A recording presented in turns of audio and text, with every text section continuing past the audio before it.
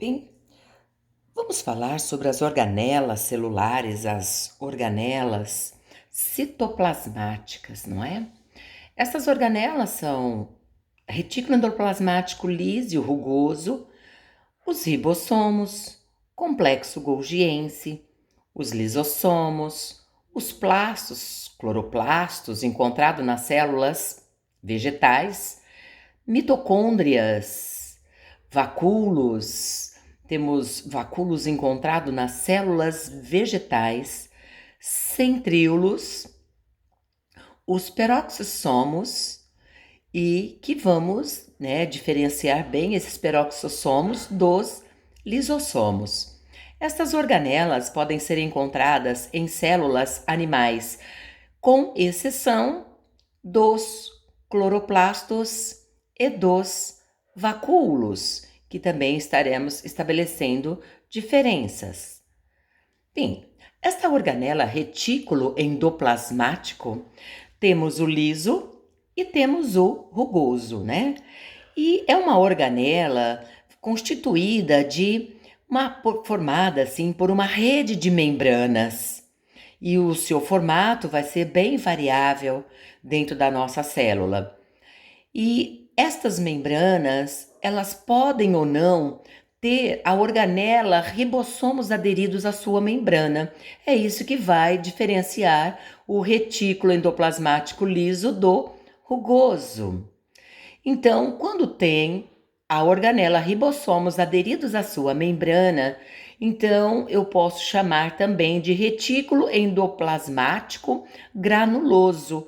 E quando não apresentar os ribossomos aderidos à sua membrana, trata-se da organela retículo endoplasmático não granuloso.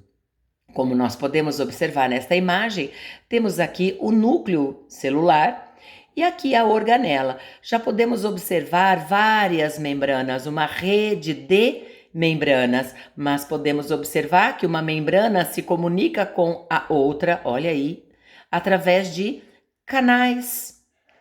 Então, esse retículo endoplasmático não granuloso, que se trata do não granuloso, que é o liso, ele, de modo geral, como nós podemos observar aqui na imagem, ele se da membrana plasmática até próxima ao núcleo, que é a carioteca. Por esse motivo, podemos dizer assim que ele aumenta a superfície interna da célula. Porém, é uma rede de membranas grande, olha, é uma estrutura membranosa, e isso vai facilitar também o intercâmbio das substâncias entre as células e o nosso meio ambiente. Porém, ele é uma organela que vai auxiliar a circulação intracelular.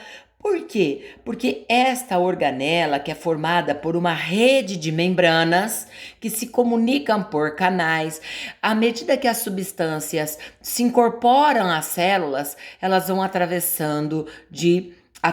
desses canais, né, passando de uma membrana para outra até chegar ao núcleo celular. Então ele faz o que? O transporte, o intercâmbio das substâncias. Adentram pela membrana plasmática e através dessas membranas e dos canais existentes entre as membranas vão passando de uma membrana a outra até chegar no núcleo da célula.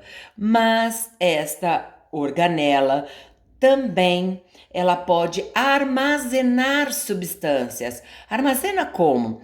As substâncias que foram incorporadas à célula através da membrana plasmática se incorporam nas membranas, onde elas ficam acumuladas, provocando uma alteração de concentração, certo?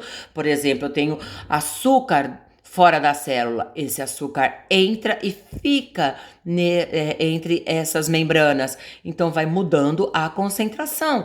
Porém, vamos supor que o núcleo esteja precisando desse tipo de açúcar, então esse açúcar será transportado através dos canais até o núcleo celular. Então, eu posso dizer que ele armazena a substância, mas ao mesmo tempo ele vai permitir essa circulação, esse transporte de substâncias para as partes mais internas.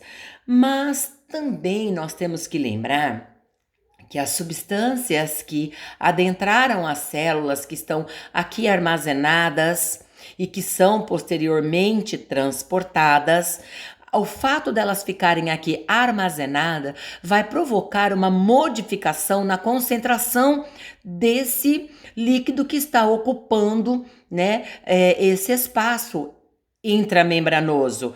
Vamos supor que eu tenha aqui bastante açúcar, bastante glicose, então a concentração está hipertônica. O que a membrana plasmática vai poder permitir que a célula faça? Permitir a entrada de água para diminuir esta concentração deste carboidrato dentro da membrana. Então, sendo assim, nós podemos dizer que ele vai fazer a regulação da pressão osmótica. Mas esta rede de membranas também ela é capaz de sintetizar esterídeos, gorduras. Então, a organela retículo endoplasmático não granuloso, ou seja, liso, ele tem várias funções. Ele também sintetiza os lipídios, ele produz os lipídios. Dentro desta organela é que ocorre a produção desses lipídios. O que nós dizemos então que ele sintetiza esterídeo.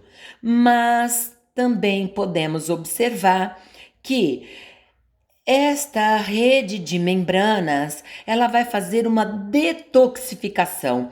Detoxificar é neutralizar a ação de determinadas toxinas, transformar drogas pesadas em drogas mais leves. Certo? Então, por exemplo, vamos supor que eu tenha incorporou aqui na célula um determinado tipo de medicamento composto por determinados sais que ele é considerado muito tóxico. Entre essas membranas vai ocorrer o que? Uma metabolização, vai transformar essa droga pesada numa droga mais leve para que o organismo possa suportar. Então, ele está neutralizando. Bem, então, esta organela, retículo endoplasmático, liso ou não granuloso, ele tem todas estas funções. E por que ele é não granuloso? Porque ele não tem os ribossomos aderidos à sua membrana. Mas esta organela, já vamos lembrar aqui, que ela permite também a entrada de substâncias que serão armazenadas, que serão posteriormente transportadas pelos canais. Então, vai passando de membrana a membrana até chegar ao núcleo. Então, ela faz o transporte. À medida que as substâncias ficam concentradas, provoca o aumento da concentração.